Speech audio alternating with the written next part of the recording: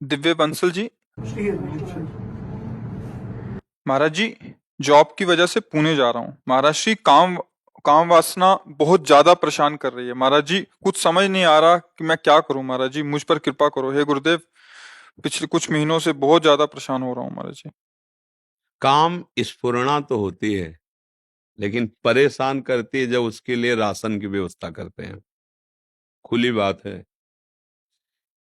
गलत क्रिया, गलत दर्शन, गलत संभाषण, गलत आहार, इसको आप रोकिए।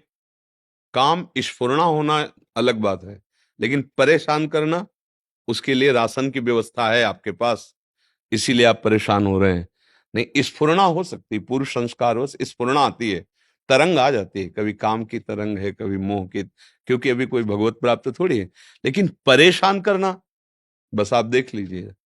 मोबाइल रूपी दुश्मन से बचिए। कुसंग से, जो गर्लफ्रेंड बॉयफ्रेंड वाला जहर है, इससे बचिए।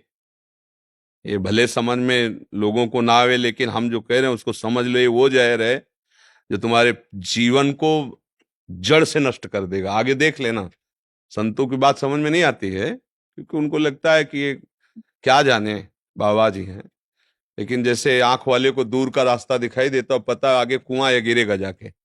तुम्हें लग रहा है बहुत सुंदर मार्ग है, हमें दिखाई दे रहा है कुआं है, गिरोगे जाके। जो धर्म का नाश कर दे, जो हमारे अंदर वृत्तियों को भ्रष्ट कर दे, जो हमें विषयों का गुलाम बना दे, उसका जीवन मंगलमय हो सकता है? कैसे हो सकता है? मोबाइल में गंदे चित्र देखना, गंदे बच्चों का संग करना, गंदे व्यसन, आहार, गंदी बातें करना, अगर ये बंद कर दो, तो हम ये जरूर मानते हैं कि काम की स्फुरणा होती है।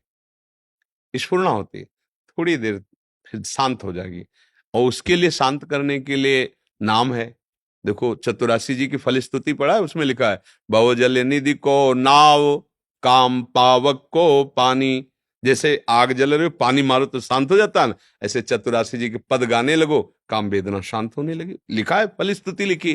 पर यदि आप गंदा दृश्य देखेंगे, बहुत घातक है, बहुत घातक।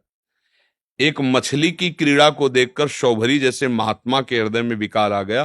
तो आप लोग, तुम देश विदेश की बातें देखोगे मोबाइल में, जैसे बच्चों से संपर्क की आपकी इतनी अवस्था है लघु, और तुम इतने गंदी स्थिति को कैसे प्राप्त हो गए? तो वो बताते हैं कि ऐसे ऐसे सर्च करो, तो मोबाइल में ऐसे ऐसे आ जाते हैं। वो हम सब देखा, इसलिए हम ऐसे गंदे हो गए, ऐसे भाव गंदे। तो इन बातों से यदि आप बचो और नाम जब करो, तो स्फुरणा आती है। परेशान वाली बात नहीं शब्द आएगी। अब जैसे स्फुरणा आई, उससे उदासीन हो जाओ। अब उसको आहार दोगे, गलत चिंतन करोगे, गलत दृश्य करोगे, गलत क्रिया, फिर तो वो तो फिर आग ही है, कामाग्नि है, वो भस्म कर देगी, वो जलाएगी, आपको भ्रष्ट करेगी। ऐसे नवीन नवीन बच्चों की आदतें बिगड़ गई कि किसी दूसरे की जरूरत नहीं, अपने आप से अपने आप को नष्ट कर रहे हैं। वो काम वेदना तो फिर बढ़ेगी। अगर आप ऐसे दोषों का कहीं भी किसी भी तरह संग करते तो छोड़ दीजिए, तो ये प्रश्न खत्म हो जाएगा। परेशान करना, स्फुरना होना होता है। जब तक भगवत प्राप्ति नहीं होती, तब तक ये वासनाएं स्फुरित होती रहती हैं। और जहां भगवान में मन लगा, भजन हुआ और उनकी कृपा हुई, तो सब शांत, हृदय निर्वासनिक हो जाता है। कोई भी किसी तरह की वासना ना उसे प्रभावित कर सकती है, ना स्फुरित हो सकती है। समझ रहे हैं आप?